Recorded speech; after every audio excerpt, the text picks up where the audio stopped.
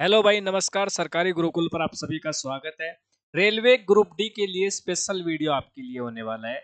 आप railway group D का जब फॉर्म भरते हैं तो आपके सामने दो दिक्कत आती है। पहली तो कि हम किस जोन से फॉर्म भरें कि हमारे लिए बेस्ट हो, और उसके बाद में दूसरी दिक्कत आती है कि इसमें जो पोस्ट रेफरेंस मांगा जाता है उसमें हम कौन कौन सी पोस्ट का चयन करें। तो पोस्ट रेफरेंस हमारे लिए सबसे ज्यादा इंपॉर्टेंट है।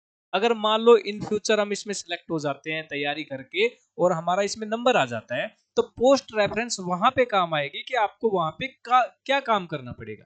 जैसे कि मान लो आपने आईटीआई कर रखी है, ठीक है, आईटीआई कर रखी है तो आपको उसी लेवल की पोस्ट चाहिए ना, कि भाई आप आईटीआई कर रखे हैं, जिस काम की आपको नॉलेज है और उसी काम की नॉलेज के अनुसार आपको पोस्ट मिल जाए तो वो आपके लिए बेटर रहेगी। मान लो कोई लड़की है, इन कोई गर्ल फॉर्म भर रखी है, वो तैयारी कर रही है और नौकरी लग जाती है और उसको ऐसी पोस्ट मिल जाती है वहां पे वो परेशान हो जाए काम कर करके कि भाई मेरे तो बस की नहीं है, अच्छी नौकरी लगी और छोड़नी पड़ जाए। तो पहले ही फॉर्म भरते वक्त अपनी जो पोस्ट रेफरेंस है उसको सही से चयन कर लेना, आपको बाद में दिक्कत नहीं आएगी।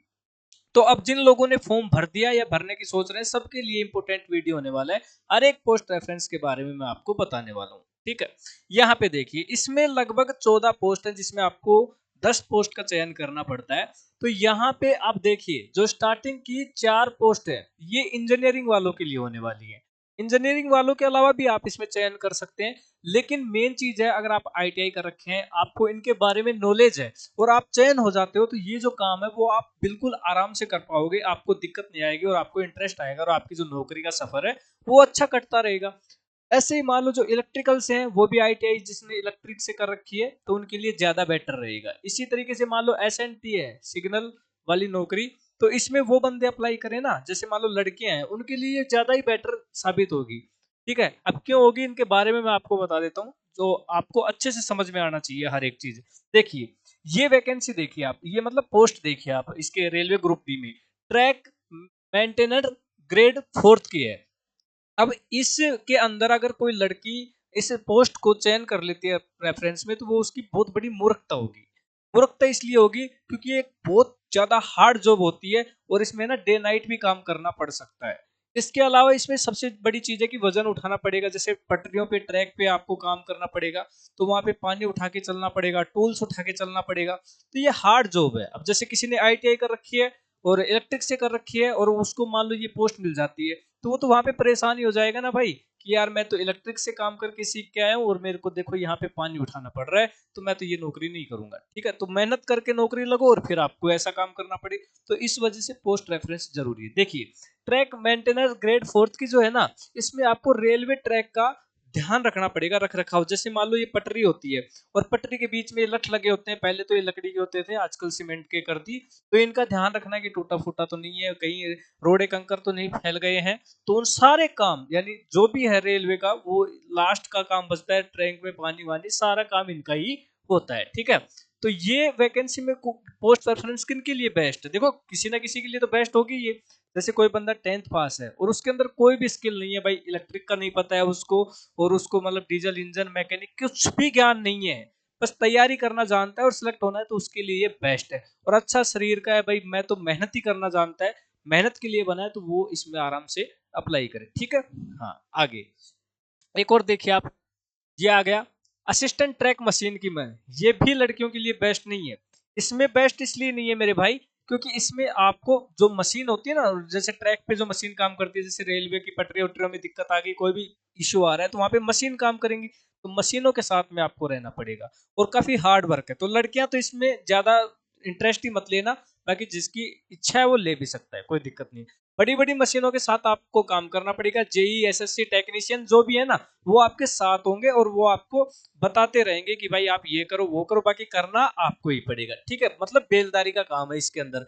और सबसे बड़ी चीज है, इसमें आपको 20-25 दिन तक बाहर भी रहना पड़ सकता है। जैसे मान लो कहीं पे रेलवे ट्रैक टूटा हुआ है, कुछ भी हो गया और वहां पे आप काम कर रहे हो, और 20 दिन 10 दिन जितने भी लगे, आपको वहीं पे रहना पड़ेगा। तो घर से बाहर रहना पड़ेगा। और 7-8 दिन का इसमें बीच बीच में आराम भी मिलेगा। जैसे कभी कभी होता है ना कि 7-8 दिन तक कोई दिक्कत नहीं आती, तो जब तक कोई दिक्कत नहीं है आप आराम करो। हाँ, इसमें एक फायदा आपको देखने को मिलेगा, वो फायदा ये है कि इसमें 500 रुपए पर डे आपको टीए मिलेगा अगर आप एक्स्ट्रा काम करते हो, एक्स्ट्रा के रूप में। यानी ये एक आपको लिए अच्छा बेनिफिट है इसके अंदर। ठीक है। हाँ, आगे देखो, असिस्टेंट ब्रिज की नौकरी, ये नौकरी मेरे हिसाब से, यानी ये पोस्ट मेरे हिसाब से सबसे बेस्ट है। सबसे तो नहीं है लेकिन कुल मिला के बेस्ट है, चाहे लड़की हो या लड़का हो। लड़कियों के लिए ज्यादा बेस्ट है। जैसे आपने देखा होगा बड़े बड़े ब्रिज पुल बने होते हैं, उनके ऊपर से रेल गुजरती है, नीचे नीचे नदी होती है और ऊपर पुल होते हैं, पुल के ऊपर ट्रेन गुजरती है। तो जो ब्रिज बना होता है ना, उसके ऊपर ही आपको नौकरी करनी पड़ती है। ब्रिज पे ही आपको ध्यान रखना पड़ता है कि भाई ग्रुप डी में लगभग है ना बेलदारी का काम होता है कि भाई पटरी वटरी सही है नहीं है, ब्रिज पे कोई थ्रेड वगैरह तो नहीं है, सारा काम इसमें ही आपको देखना पड़ेगा। ठीक है, तो यहाँ पे ब्रिज पे जो भी इश्यू होगा वो आपको देखना पड़ेगा। ब्रिज का मेंटेनेंस आपको यहाँ पे करना पड़ेगा। कई दिन तक आपको बाहर भी रहना पड़ेगा, यानी ब्रिज के ऊपर जैसे आपको ड्यूटी है तो आपको बाहर ही रहना पड़ेगा। थोड़ा सा रिस्की वर्क है, हार्ड जॉब है, क्योंकि भाई ब्रिज के ऊपर रहना है तो रिस्की है। पता नहीं कब ब्रिज टूट जाए, कब कोई गड़बड़ हो जाए, तो फिर सीधा नदी में ही मिलेंगे हम। तो बहुत है, ऊंचाई पे काम करना पड़ेगा। आपको पता है भाई ब्रिज तो ऊंचे होते हैं, तो ऊंचाई पे ही काम करना पड़ेगा, तो इसमें कोई संकोच ही नहीं है। हेल्पर के रूप में आपको काम करना पड़ेगा। ठीक है, ग्रुप डी है तो सीधी सी बात है बेलदारी और हेल्पर। तो हेल्परिंग का काम तो इसमें चाहे आप किसी भी पोस्ट पे जाओ करना ही करना पड़ेगा। हाँ, लेकिन कुल मिला के आपको एक ही जगह रहना पड़ेगा, एक दो ब्रिज पे ही आपको रहना पड़ेगा। तो ये पोस्ट आपके लिए ज्यादा बेटर है। ठीक है, चाहे गर्ल्स हो या बॉयज हो। अभी देखिए असिस्टेंट ऑफ पीवे, असिस्टेंट ऑफ पीवे, भाई मेरे भाई इतनी बेकार मतलब पोस्ट है।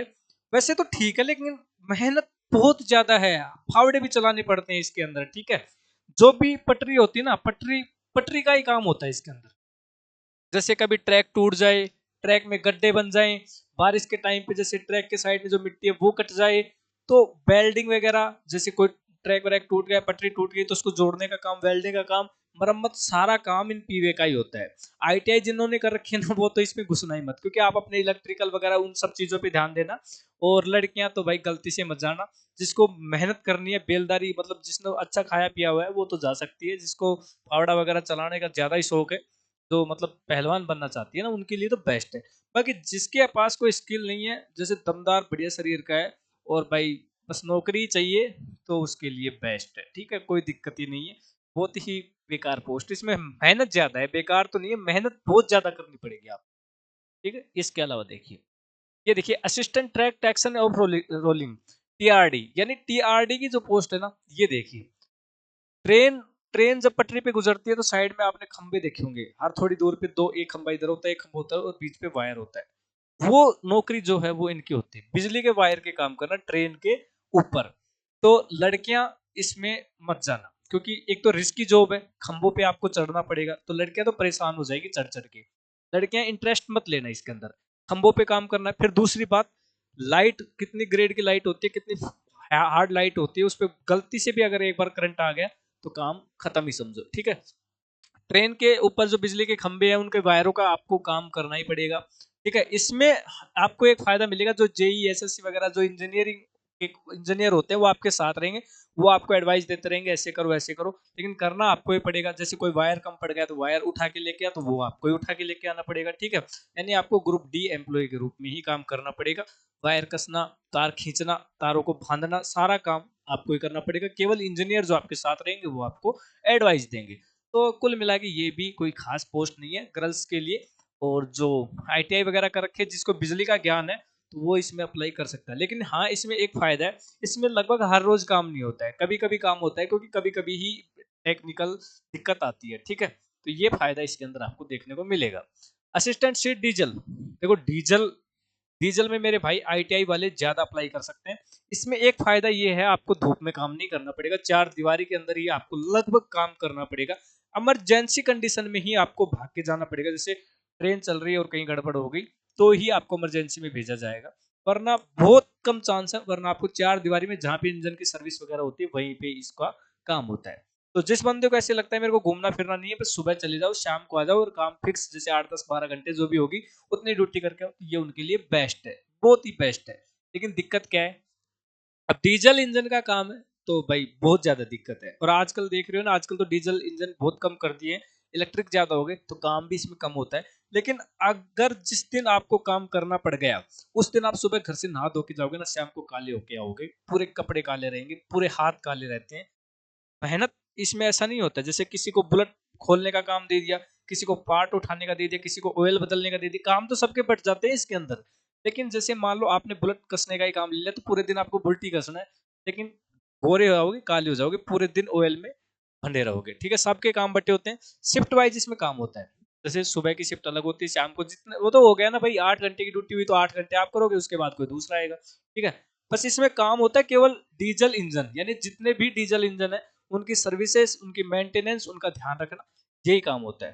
तो जो ITI कर रखे हैं जिन्होंने, तो उनके लिए बेस्ट है। ठीक है, तो लड़कियां भी देख लेना भाई, जिनको बुलेट वगैरह कोचने का शौक है, ठीक ठाक है, लड़कियों के लिए भी कोई ज्यादा बेस्ट तो नहीं है, बाकी ठीक है, कोई दिक्कत नहीं है। इसके बाद आता है इलेक्ट्रिक डीजल।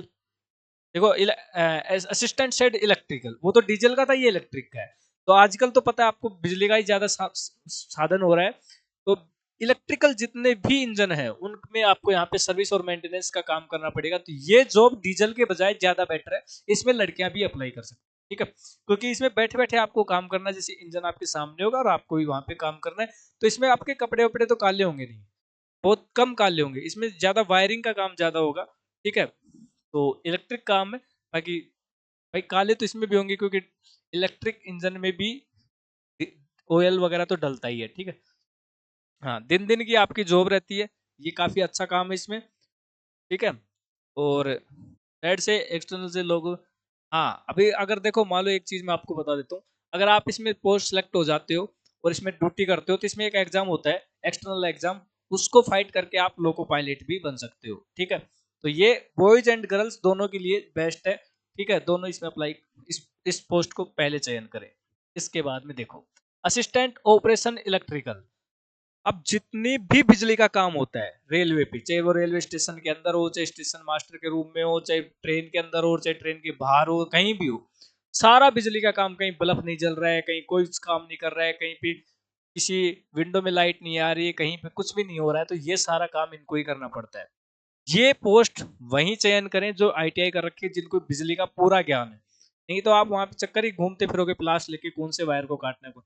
चाहे रेलवे स्टेशन हो भाई, चाहे कॉलोनी हो, चाहे ऑफिस हो, चाहे बिजली का कहीं भी कार्य होगा, तो आपको करना पड़ेगा। और लेकिन आजकल ये काम क्या हो गया है, कम हो गया है। ठीक है, पहले तो कॉलोनी वगैरह में भी चक्कर लगाना पड़ता था, आजकल इतना नहीं, केवल दिन दिन का काम होता है। रात को तो कभी इमरजेंसी में ही आपको काम करना पड़ेगा, बारिश वारिश के टाइम पे लाइट वाइट कट गई तो ही आपको काम करना पड़ेगा। हाँ, इसमें भी आपके साथ SSC JEE जो इंजीनियर वगैरह जो है, जो लाइट का वहां पे संभालते हैं, वो साथ रहेंगे, केवल आपको करना पड़ेगा। वो आपको बताएंगे इस वायर को काट दो तो आप काट देना, वो कहीं जोड़ दो तो जोड़ देना, वो आपको कहेंगे वायर उठा के लेके आ तो आपको वायर उठा के लेके आना, काम आपको ही करना है, वो आपको बताते रहेंगे, लेकिन काम रहेगा बिजली का। असिस्टेंट TL एंड AC, ठीक है, ये काम मेरे हिसाब से लड़कियों के लिए भी बेस्ट है और लड़कों के लिए भी बेस्ट है, क्योंकि TL मतलब ट्रेन लाइट, ठीक है, और AC का मतलब आप जानती हो। तो ट्रेन के अंदर काम रहेगा, आपको बाहर का कोई काम नहीं दिया जाएगा। ट्रेन के अंदर जो लाइटिंग सिस्टम होता है वो आपको इसमें देखना होता है, और ट्रेन के अंदर AC का काम जो होता है वो आपको देखना होता है। इसमें बेस्ट चीज क्या है, ये जॉब केवल आपको गर्मियों में ज्यादा परेशान करेगी ये पोस्ट, क्योंकि गर्मियों में AC वगैरह किस में चलती है, गर्मियों में ही चलेगी। तो गर्मियों में ही आपको ज्यादा परेशान होना पड़ेगा, सर्दियों में तो AC बंद रहेगी, तो वहां पे आपको देखना नहीं है, बहुत कम कभी कभी आपको चेक करना पड़ेगा।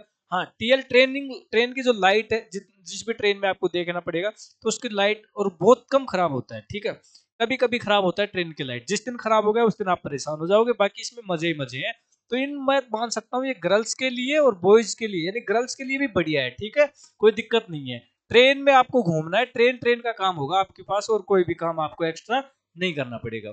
एयर कंडीशनर जो होते हैं ना, AC यानी एयर कंडीशनर, उसका काम करना पड़ेगा, ट्रेन के अंदर ही आपकी ड्यूटी रहेगी। ठीक है, और सैलरी भी इसमें ज्यादा होती है, ध्यान रखना। ऑफिस, स्टेशन, और देखो ट्रेन ट्रेन में तो रहेगा, जैसे आप कभी फ्री हो, आपको ट्रेन में आपके पास काम नहीं है, तो ऑफिस स्टेशनों में भी आपको यहाँ पे लगा दिया जाएगा। काम केवल AC सुधारने का ही रहेगा, यानी AC सुधारने का नहीं, AC की वायरिंग वगैरह कहीं भी खराब हो गया तो वो आपको देखना है। ठीक है, असिस्टेंट TE एंड AC आपको मैंने बता ही दिया। इसके बाद में आ गया assistant workshop.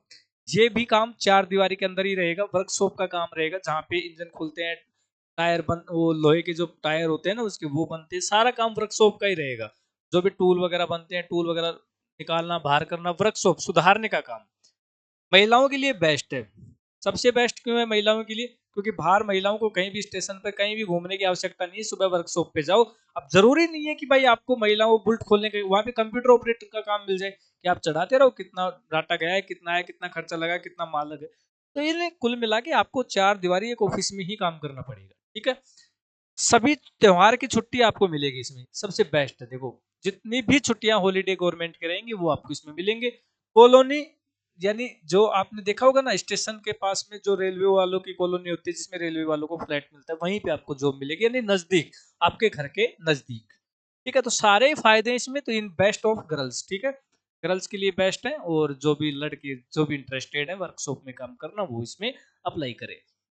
Assistant C N W, इसमें देखो सी एन डब्ल्यू वाले क्या होते हैं, जो भी मालगाड़ी रहेगी, आपकी मालगाड़ी देखते हो ना, जो माल लेके जाती है, इंपोर्ट एक्सपोर्ट करती है, केवल मालगाड़ी का ही काम इनको देखना होता है सी एन डब्ल्यू वालों को। बाकी इनको कोई मतलब नहीं होता किसी भी चीज से, स्टेशन पर क्या हो रहा है क्या नहीं हो रहा, कब लाइट आ रही है, कब कौन जा रहा है, कब सिग्नल काम कर रहा है नहीं कर रहा है, ट्रेन कहाँ रुकी हुई, कोई मतलब नहीं, केवल मालगाड़ी का ध्यान रखना होता है।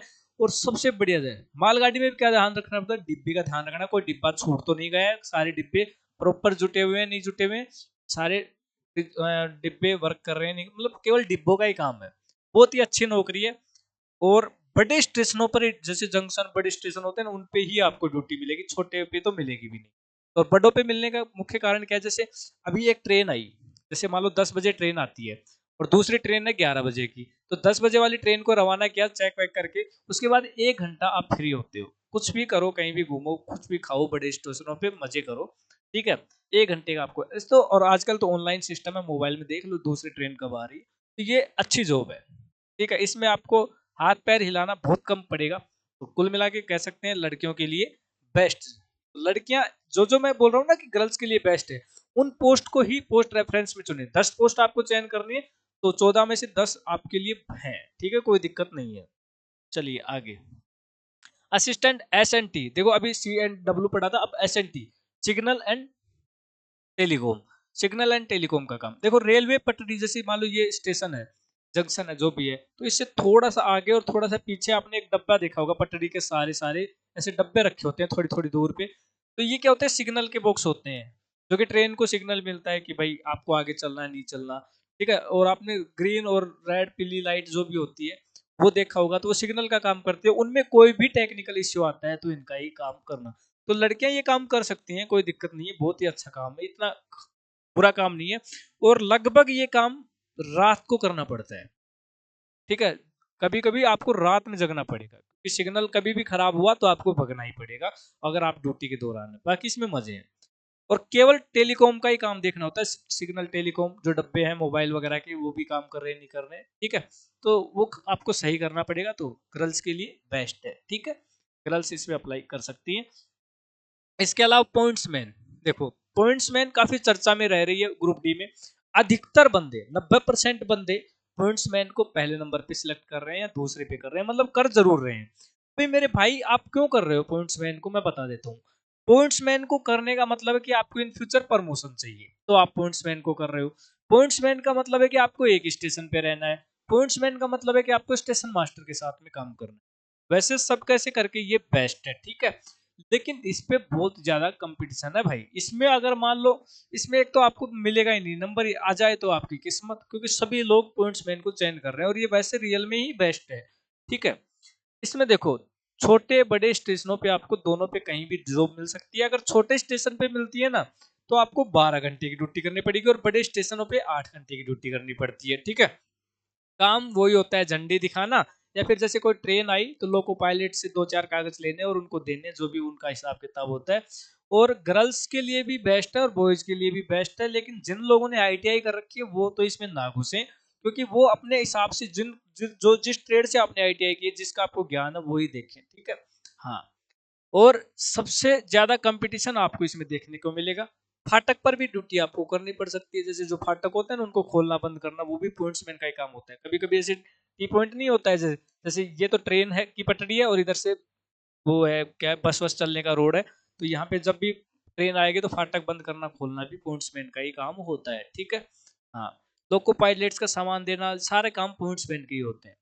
तो मैंने आपको सब पोस्टों के बारे में बता दिया कि कौन सी पोस्ट पर क्या ही काम होता है, अब आपको समझ में आ गया होगा, ठीक है। हाँ, तो पीवे का काम होता है ना, देखो इसमें पीवे होगा कहीं ना कहीं, ठीक है, ये रहा पीवी, असिस्टेंट पीवी, ये सबसे बेकार है, सबसे बेकार। इसमें क्या है कि पटरियों के बीच में काम करना पड़ता है, पत्थर उठाना, कंकर उठाना, गड्ढे भरना, सबसे मुश्किल काम है ये शरीर के हिसाब से। जिनको शारीरिक मेहनत करनी है उनके लिए तो बेस्ट ही है। ठीक है। हाँ, तो मैंने सभी पोस्टों के बारे में बता दिया। अब आप देख सकते हो कि आप इंजीनियरिंग से हो, टेक्निकल से हो, इलेक्ट्रिकल से हो, वर्कशॉप के अंदर काम करना है, पोस्टमैन का काम करना है, जो भी आपको बेस्ट लगे अपने हिसाब से, अपनी एबिलिटी के हिसाब से। मैं ये नहीं कह सकता कि आप पोस्टमैन का ही काम करो। अपनी एबिलिटी आप चेक करो, अपने आप को आप चेक करो कि भाई आप मैं किस दक्षता के लिए बना हूं, और उसके बाद में ही इसमें अपना 10 पोस्टों का चयन करो, फिर आपको किस में मिलता है वो ठीक है। अब भाई इसके बाद आता है रेलवे में ना साइंस सबसे ज्यादा इंपॉर्टेंट है पढ़ना। साइंस लगभग अच्छे खासे नंबर का आएगा, जीके 45 का आएगा, टोटल मिला के साइंस आएगा 30 नंबर का। 6367552373 ये क्या है, व्हाट्सअप नंबर है। क्या है भाई, व्हाट्सअप नंबर है। और इस पे आप रेलवे ग्रुप डी लिख देना, रेलवे ग्रुप डी। ठीक है, तो आपको साइंस के नोट्स, जीके के नोट्स, हिस्ट्री, ज्योग्राफी, पॉलिटिकल, जो भी आपके एग्जाम में आएगा, और करंट अफेयर्स तो फ्री है, हमेशा के लिए फ्री है वो तो, कभी भी आप चाहिए एग्जाम हो ना हो, हमेशा आपको फ्री मिलती रहेगी। ठीक है, जिसको चाहिए वो व्हाट्सएप पे कांटेक्ट कर लेना, और आपके काफी काम की चीज है, आपको इस पे बहुत ज्यादा जानकारियां मिलती रहेगी। तो ये आपके काम की चीज, सभी कर लेना, कोई दिक्कत नहीं है। पैसे थोड़े से लगेंगे आपके, है ना, पैसे का सवाल हो कि पता नहीं पेमेंट, ज्यादा पेमेंट नहीं लगेगा, 20 से 30 रुपए में ही आपको एक सब्जेक्ट में फ्री कर दिया। ठीक है, 20-30 रुपए तो इतने तो बनते ही हैं। यार टीम मेहनत करती है।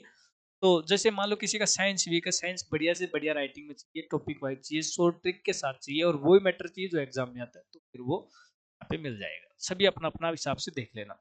ठीक है प्यारे दोस्तों, तो मैंने आपको पोस्ट प्रेफरेंस का लगभग मेरे हिसाब से अच्छा समझाने की कोशिश की है, और अब आपको समझ में भी आ गया होगा।